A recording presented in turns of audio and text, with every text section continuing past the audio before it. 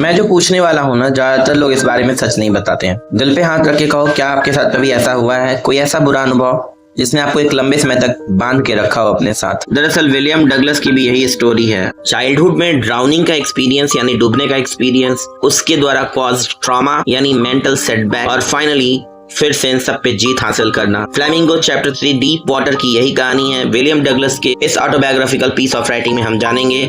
दरअसल ये तब शुरू हुआ जब लेखक की उम्र महज 3 या 4 साल की थी। कैलिफोर्निया के एक बीच पर ये अपने फादर के साथ गए हुए थे सर्फिंग करने के लिए। तभी एक स्ट्रॉन्ग वेव आती है, समंदर की लहर आती है जो इन्हें पानी में गहराई तक डुबो देती है। हालांकि उनके फादर हंस रहे थे क्योंकि उन्हें पता था वो निकाल लेंगे, पर डगलस को पहला एक्सपीरियंस हुआ डर का, और ये एक्सपीरियंस विलियम डगलस को एक लंबे समय तक हॉन्ट करता रहा। आगे चल के 10 या 11 साल की उम्र में YMCA स्विमिंग पूल ज्वाइन करने की परमिशन इन्हें इनकी मदर से मिली, जो कि 2-3 फीट शैलो एंड पे गहरा था और 9 फीट डीप एंड पे गहरा था। वैसे तो वहाँ याकीमा रिवर भी थी, पर याकीमा रिवर बड़ी ट्रेचरस थी। इस कारण से उनकी मदर ने याकीमा रिवर की बजाय उन्हें YMCA पूल ज्वाइन करने को कहा। अभी भी चाइल्डहुड फियर पूरी तरह गया नहीं था, पर वो कोशिश कर रहे थे।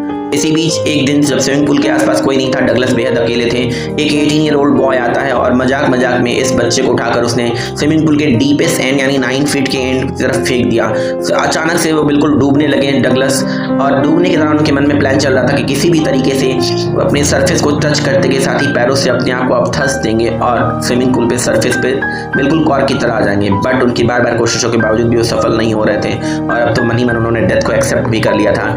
Meanwhile somebody came to help him out, और वो बाहर निकलते हैं। पर इसके बाद कब है, उन्हें सालों तक जकड़े रहता है। सालों तक वो water sports, canoeing, swimming, fishing trips सब कुछ अवॉइड कर देते हैं। बट एक लंबे ड्यूरेशन के बाद एक बार फिर से डगलस के दिल में तमन्ना होती है कि क्यों ना इस फियर से फाइट बैक किया जाए, और इस बार उन्होंने एक स्विमिंग इंस्ट्रक्टर को प्रोफेशनली हायर किया, जिन्होंने पुली रोप सिस्टम के जरिए धीरे धीरे एक एक हिस्से को बिट बाय बिट एक स्विमर के तौर पे डगलस को तैयार किया।